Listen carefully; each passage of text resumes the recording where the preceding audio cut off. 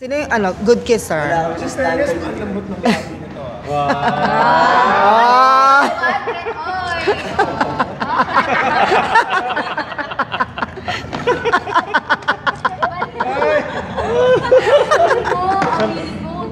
Nandito si Solen!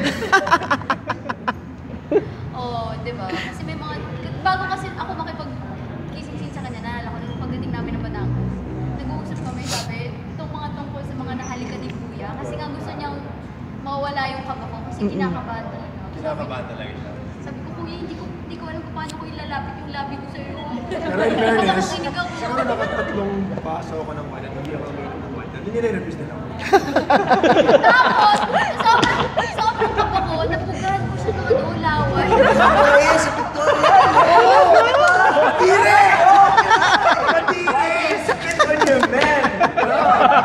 Spit on us! Grabe! You're a spitter! Oy!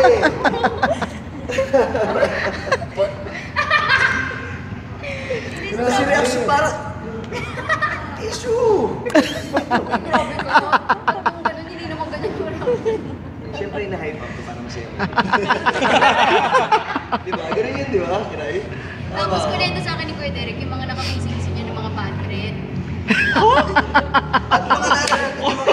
Sino yung mga...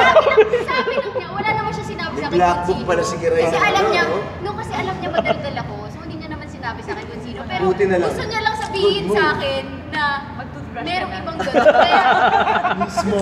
true kasi Ganun lang nga. yung style ko. Alam mo, yung mga nakano, kaya Hindi, ikaw. may dala kami garlic. Para na yan. prepared, no? Kaya dala nila ng siomay! Oo nga, wag yung amoy garlic yung Diba? Pero, Parang nabilisan nila pa Eh, parang hindi yata nga magto-toothbrush.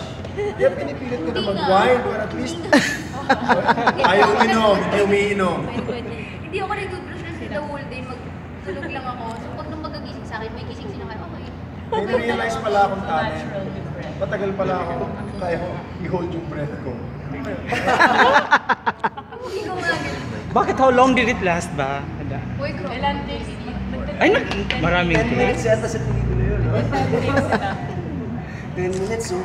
Madami Wow. kasi, madaming loko, pero hindi naman